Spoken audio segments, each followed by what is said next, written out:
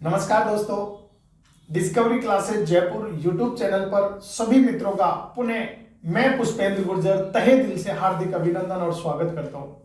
मित्रों, हमारा जो टॉपिक चल रहा है वो है मेवाड़ का इतिहास और इसके संदर्भ में आज हम अध्ययन करने वाले हैं महाराणा कुंभा के संदर्भ में। तो सबसे पहले जो भी मित्र वीडियो देख रहे हैं तो एक बार पेन और कॉपी लेकर के बैठे साथ में। सबसे पहले हेडिंग लिखे महाराणा कुंभा।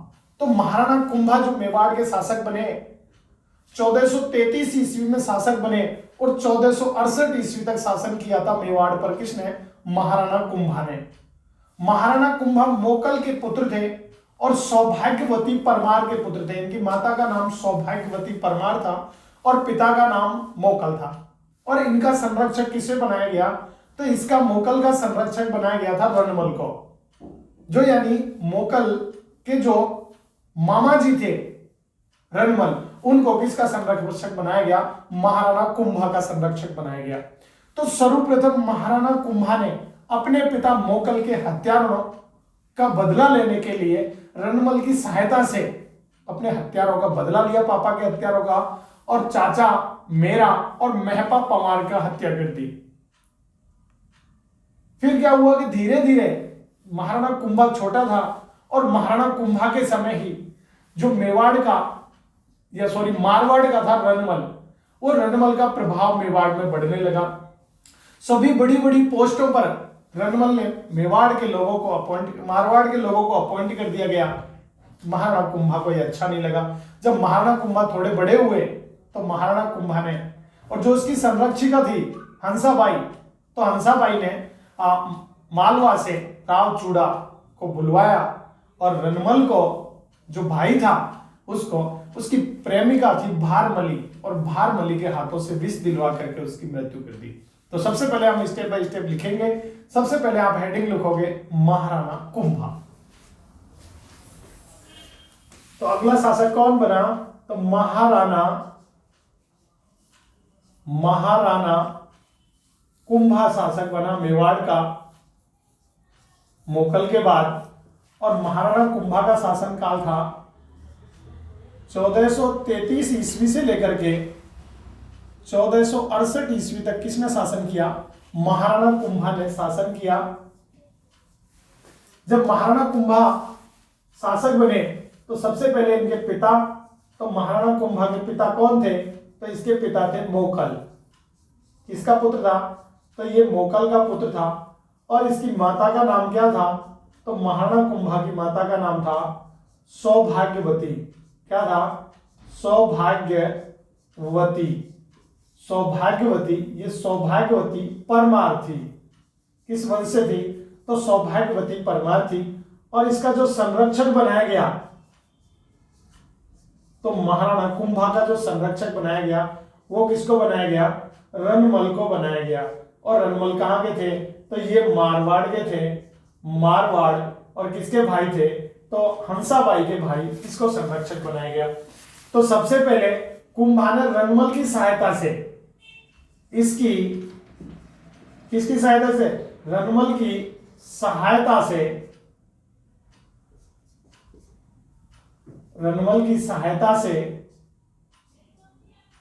सहायता से पिता के हत्यारों का बदला लिया।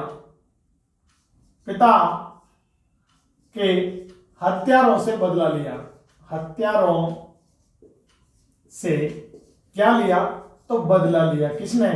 तो महाराणा कुंभा ने बदला लिया। और इसके पिता के हत्यारे कौन थे? तो चाचा मेरा, और एक कौन था? महपा पवार। तो सबसे पहले तो इन्होंने मोकल की मदद से महाराणा कुंभा ने राजा बनते ही अपने पिता के हत्यारों का बदला लिया। बाद में क्या हुआ कि मेवाड़ का जो रणमल था, मेवाड़ आ जाता है, मारवाड़ का जो रणमल था, वो रणमल का यहाँ पे प्रभाव बढ़ने लगा। तो रणमल के प्रभाव को कम करने के लिए, तो रणमल की जो इसकी प्रेमिका थी, और रणमल की प्रेमिका का नाम क्या था? तो इसकी प्रेमिका थी। क्या थी? तो इसकी प्रेमिका, और प्रेमिका का नाम क्या था? तो भारमली। क्या थी? तो भारमली से रणमल को क्या दिलवा दिया? तो रणमल को जहर दिलवा दिया। जहर दिलवा दिया, दिलवा दिया। जब रणमल को जहर दिलवा दिया तो रणमल की क्या मृत्यु हो गई। और फिर मालवा से, किससे, तो मालवा से किसको बुलवाया गया, कुंवर चूड़ा को वापस बुलवाया गया। किसको, तो कुंवर चूड़ा को वापस बुलवाया, वापस बुलवाया। जब कुंवर चूड़ा वापस आ गए, किससे, मालवा, यानी बीच में हंसाबाई के से अविश्वास हो गया था और हंसाबाई के अविश्वास के कारण मालवा चले गए थे। कौन, यहां से कुंवर चूड़ा। तो कुंवर चूड़ा को वापस बुलवाया और अपने जो मामा थे, बड़ मामा जिसको कह सकते हैं, तो रणमल को उसकी प्रेमिका भारमली के हाथों उसको विष दिलवा दिया तो रणमल की मृत्यु हो गई। इधर जब रणमल की मृत्यु हो गई तो रणमल के पुत्र थे जिनका नाम था राव जोधा, और राव जोधा यहां से भाग करके कहां चले जाते हैं, तो वो काहुनी गांव में चले जाते हैं। किसके, तो ये रणमल, और रणमल के पुत्र कौन थे, तो रणमल का, इसका पुत्र कौन था, तो रणमल का पुत्र था राव जोधा। क्या था, राव जोधा। ये राव जोधा यहां से भाग जाते हैं, भाग कर, और राव जोधा यहां से मेवाड़ से भाग करके, तो राव जोधा कहां चले गए, तो राव जोधा यहां से भागकर काहुनी गांव में चले गए। बीकानेर में भागकर कहां चले गए, तो काहुनी गांव। कौन सा गांव, काहुनी गांव। तो ये काहुनी गांव है, और काहुनी गांव कहां है, तो ये बीकानेर में, बीकानेर। तो काहुनी गांव बीकानेर में चले जाते हैं। कौन, ये राव जोधा यहां से, क्योंकि पिता की हत्या कर दी गई रणमल की, किसके द्वारा, भारमली के द्वारा विष दे दिया गया। तो राव जोधा यहां से मेवाड़ से भाग करके और कहां चला गया, बीकानेर के काहुनी गांव में जाकर के क्या लेता है, तो यहां पे जाके शरण ली। क्या ली, तो यहां पे जाके किसने शरण ली, राव जोधा ने यहां पे शरण ली। बाद में दोनों के बीच में एक संधि हुई कालांतर में, और उसको अपन जानते हैं आवल बावल की संधि के नाम से हुई, जो 1453 ईस्वी में हुई थी। तो कौन सी संधि हुई, तो यहां पे एक संधि हुई, किस किसके बीच में, तो संधि जो 1453 ईस्वी में हुई थी। कौन सी ईस्वी में, 1453 ईस्वी में, और संधि का नाम क्या था, तो आवल बावल, आवल बावल की संधि। तो ये आवल बावल की संधि हुई। संधि हुई किस किस के बीच में, तो एक तो हुई थी महाराणा कुंभा, महाराणा कुंभा, और दूसरा कौन था, वर्सेज। ये हुई थी राव जोधा के बीच में, राव जोधा के बीच में। जब दोनों के बीच में ये संधि हुई, कौन सी, आवल बावल की संधि, इसके माध्यम से किसकी, तो मेवाड़ और मारवाड़ की, मेवाड़ प्लस मारवाड़ की सीमा का निर्धारण किया गया। किसका, सीमा का निर्धारण किया गया। तो मेवाड़ मारवाड़ की सीमा का निर्धारण किया गया। तो कौन सी संधि से निर्धारण, तो मेवाड़ मारवाड़ की सीमा का निर्धारण कौन सी संधि से हुआ, तो आवल बावल की संधि से किया। और मेवाड़ मारवाड़ की सीमा किसको माना गया, तो मेवाड़ मारवाड़ की जो सीमा थी वो किसे माना गया, तो मेवाड़ मारवाड़, यानी सोजत को मारवाड़ और मेवाड़ की सीमा मान लिया गया इसके माध्यम से। किसको, तो सोजत को। और सोजत कहां है, तो सोजत है पाली में। तो सोजत को किसकी, मेवाड़ व मारवाड़, मारवाड़ की सीमा मान लिया गया। किसको माना, सीमा माना। यानी मेवाड़ इस सोजत से इधर का जो पार्ट था वो मारवाड़, और मेवाड़ के जो सोजत के जो राइट साइड में जो पार्ट है वो कौन सा कहलाएगा, मेवाड़ कहलाएगा। तो यानी मेवाड़ और मारवाड़ की सीमा का जो निर्धारण किया गया वो आवल बावल की संधि के तहत किया गया। और यह संधि किसके मध्यस्थता से हुई, तो हंसाबाई की मध्यस्थता से हुई थी। किसकी, हंसाबाई, जो मोकल की मां थी, उस हंसाबाई की मध्यस्थता से राव जोधा और महाराणा कुंभा के बीच में आवल बावल की संधि 1453 ईस्वी में हुई। इसके माध्यम से इस राव जोधा ने महाराणा कुंभा के पुत्र थे, और महाराणा कुंभा के पुत्र की क्या कर दी, उसका यानी उसका विवाह कर दिया और अपनी पुत्री श्रृंगार कंवर का या श्रृंगार देवी का उसके साथ विवाह कर दिया। तो किसके साथ किया था? तो महाराणा कुंभा के पुत्र के साथ क्या कर दिया? तो महाराणा कुंभा के साथ पुत्र के साथ इसका विवाह कर दिया। किसका? श्रृंगार कंवर का विवाह महाराणा कुंभा के महाराणा कुंभा के पुत्र के साथ कर दिया गया। ठीक है, तो ये आपको याद रखना है कि संधि के तहत, आवल बावल की संधि के तहत, तो महाराणा कुंभा का पुत्र क्या था? उसका नाम था रायमल। महाराणा कुंभा के पुत्र रायमल का विवाह किससे कर दिया? जोधा की पुत्री, किसकी? जोधा की पुत्री। और जोधा की पुत्री का नाम क्या था? पुत्री श्रृंगार कंवर। तो श्रृंगार कंवर से किया गया। तो अब इससे क्या हुआ कि इस आवल बावल की संधि के तहत, पहली बात तो आपको याद रखनी है, ये संधि 1453 ईस्वी में, संधि का नाम आवल बावल की संधि, ये महाराणा कुंभा और राव जोधा के मध्य हुई। संधि का मुख्य उद्देश्य था मेवाड़ मारवाड़ की सीमा का निर्धारण करना। मध्यस्थता हंसाबाई की मध्यस्थता से हुई। सोजत को मेवाड़ मारवाड़ का बॉर्डर बनाया गया और रायमल जो महाराणा कुंभा के पुत्र थे का विवाह जोधा की पुत्री किसे कर दिया? श्रृंगार कंवर से कर दिया गया। किस संधि के तहत? आवल बावल की संधि के तहत। तो ये थी आवल बावल की संधि। इसके बाद में नेक्स्ट जब हम पढ़ते हैं तो महाराणा कुंभा की जो एक युद्ध हुआ और जो 1437 ईस्वी में एक युद्ध हुआ था पहले ही, जिसको हम जानते हैं कौन सा? सारंगपुर का युद्ध। कौन सा युद्ध? सारंगपुर का युद्ध हुआ कब? 1437 ईस्वी में। और ये किसके साथ हुआ? ये सारंगपुर का महाराणा कुंभा और मालवा के शासक के साथ में हुआ। किसके साथ में हुआ? तो महाराणा कुंभा और मालवा के शासक के साथ में कौन सा युद्ध हुआ? महमूद खिलजी के साथ में। तो ये आपको याद रखना है, ये युद्ध हुआ किसके बाद?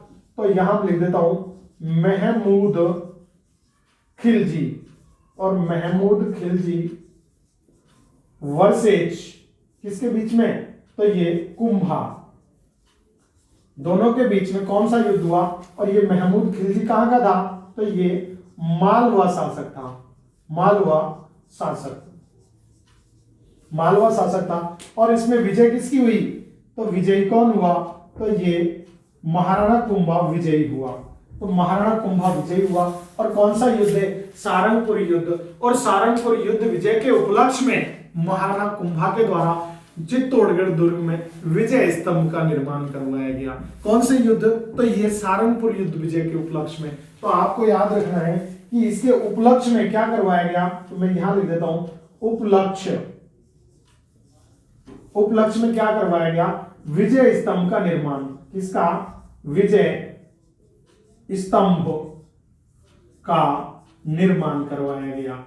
तो चित्तौड़गढ़ किले में विजय स्तंभ का निर्माण किसके माध्यम से करवाया गया?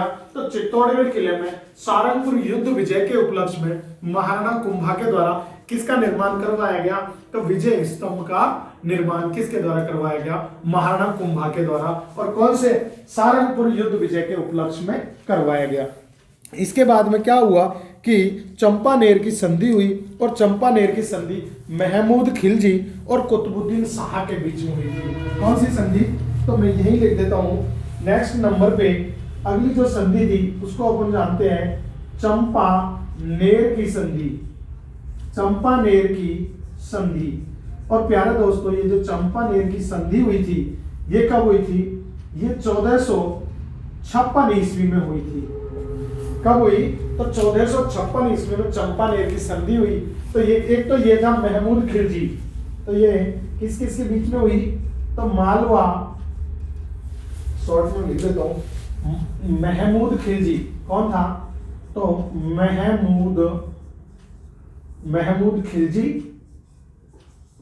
महमूद खिलजी वर्सेज कुतुबुद्दीन शाह।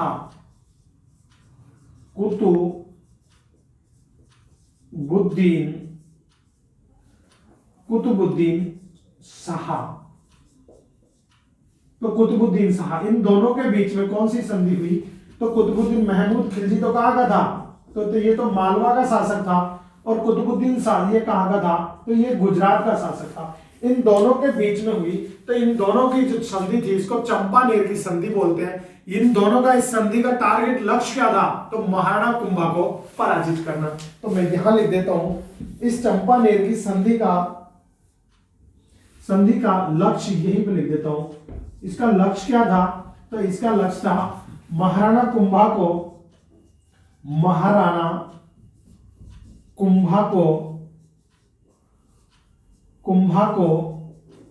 युद्ध में हराना। किसमें, तो युद्ध में हराना।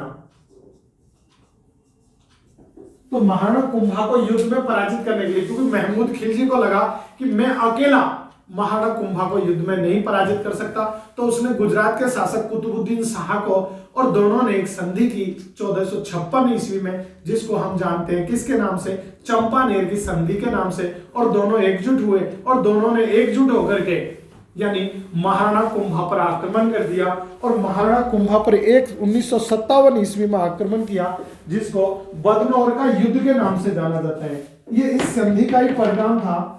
और कब युद्ध किया, तो यहां पे हमको याद रखना है, बदनौर का युद्ध। किसका युद्ध, बदनौर का युद्ध।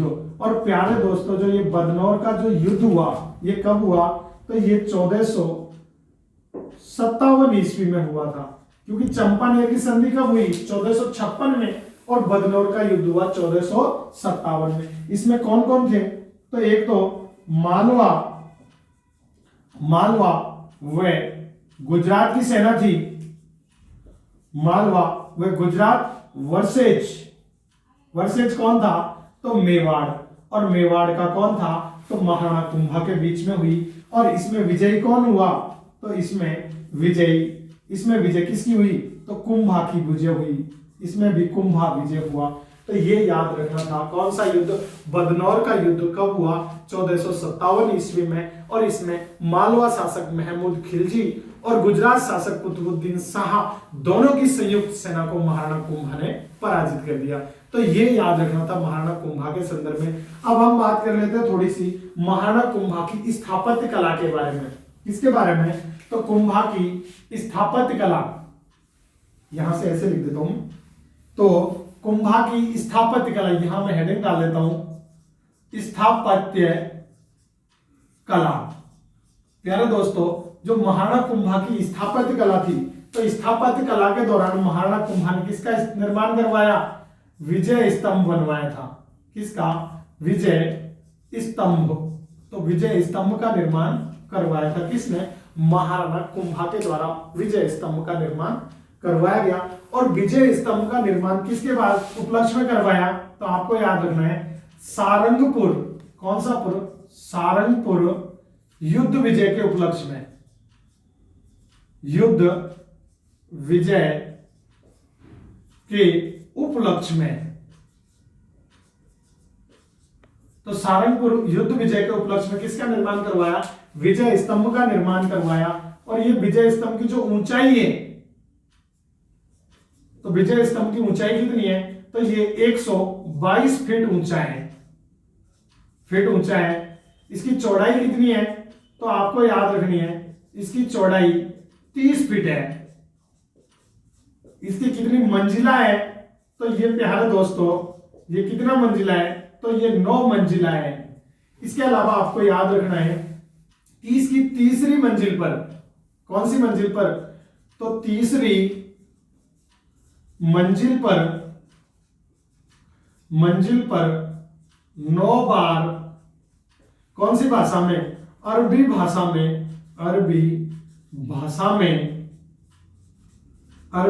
में अल्लाह है लिखा हुआ है। क्या, अल्लाह है लिखा हुआ है। तो इसकी अल्लाह हुआ लिखा हुआ है कौन सी भाषा में, तो ये इसको और किस नाम से, तो इसके यहां पे लिख देता हूं मैं उपनाम, इसको किस नाम से जाना जाता है, तो इसे कहते हैं विष्णु स्तंभ, गरुड़ स्तंभ। एक तो क्या कहते हैं, विष्णु स्तंभ। इसके अलावा इसको और नाम गरुड़ स्तंभ, गरुड़ स्तंभ, इसके अलावा इसको कीर्ति स्तंभ, तो विजय स्तंभ, कीर्ति स्तंभ, इसके अलावा मूर्तियों का अजायब घर कहते हैं इसको। किसका? मूर्तियों का अजायब घर, अजायब घर, तो मूर्तियों का अजायब घर कहते हैं। इसके अलावा भारतीय मूर्ति कला का, भारतीय मूर्ति कला का, मूर्ति कला का विश्व कोश कहते हैं। क्या कहते हैं? विश्व कोश कहते हैं। तो भारतीय मूर्ति कला का विश्व कोश भी किसको कहते हैं? तो भारतीय मूर्ति कला का विश्व कोश विजय स्तंभ को कहते हैं। इसके अलावा आपको याद रखना है प्यारे दोस्तों कि विजय स्तंभ ये किसका प्रतीक चिन्ह है? प्रतीक चिन्ह। तो विजय स्तंभ किस किसका प्रतीक चिन्ह है? तो एक तो आपको याद रखना है ये किसका प्रतीक चिन्ह है? तो एक तो राजस्थान पुलिस का, किसका? राजस्थान पुलिस का प्रतीक चिन्ह क्या है? तो ये विजय स्तंभ है। इसके अलावा माध्यमिक शिक्षा बोर्ड, तो माध्यमिक शिक्षा बोर्ड का प्रतीक भी कौन है? माध्यमिक शिक्षा बोर्ड अजमेर, तो माध्यमिक शिक्षा बोर्ड का प्रतीक भी कौन है? तो विजय स्तंभ है। इसके अलावा यानी वीर भारत सभा का, कौन सी? जो वीर भारत सभा, तो वीर भारत सभा का प्रतीक चिन्ह भी किसका है? विजय स्तंभ में। तो ये तीन चीजों का, राजस्थान पुलिस का प्रतीक चिन्ह विजय स्तंभ में, माध्यमिक शिक्षा बोर्ड का प्रतीक चिन्ह विजय स्तंभ में, और वीर भारत सभा जो बीडी सावरकर ने बनाई थी उसका भी प्रतीक चिन्ह कौन है? तो ये विजय स्तंभ है। इसके अलावा इसकी कर्नल जेम्स टॉड ने इसकी तुलना किससे की है? कुतुब मीनार से की है। किसने? कर्नल जेम्स टॉड ने इसकी तुलना कुतुब मीनार से की है। तो ये अपन को याद रखना था किसके संदर्भ में? विजय स्तंभ के संदर्भ में। तो कर्नल जेम्स टॉड ने इसकी तुलना किससे की है? तो विजय स्तंभ की तुलना कुतुब मीनार से की है। इसके अलावा फर्ग्यूसन ने इसकी तुलना रोम के टार्जन टावर से की है। तो आपको याद रखना है, कहां पर जगह, यही लिख देता हूं मैं। किसने? फर्ग्यूसन। तो फर्ग्यूसन ने तो किससे की है? तो रोम के टार्जन टावर से की है, रोम के टार्जन टावर से की है। और कर्नल जेम्स टॉड ने, कर्नल टॉड, तो कर्नल टॉड ने इसकी किससे की है? तो कुतुब मीनार से की है।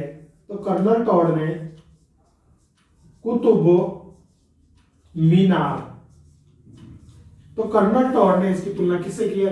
कुतुब मीनार से। तो याद रह जाएगा कर्नल टॉड ने कुतुब मीनार से तुलना की है, जबकि फर्ग्यूसन ने इसके रोम के टार्जन टावर से इसकी तुलना की है। किसकी? विजय स्तंभ। तो ये अपन को याद रखना था महाराणा कुंभा के संदर्भ में। और बाकी जो शेष पार्ट महाराणा कुंभा की तो नेक्स्ट वीडियो में मैं बताऊंगा। मैं उम्मीद करता हूँ वीडियो आपको अच्छी लगी होगी, पसंद आई होगी। मिलते हैं नेक्स्ट वीडियो में, इजाजत चाहूंगा। जय हिंद, जय भारत।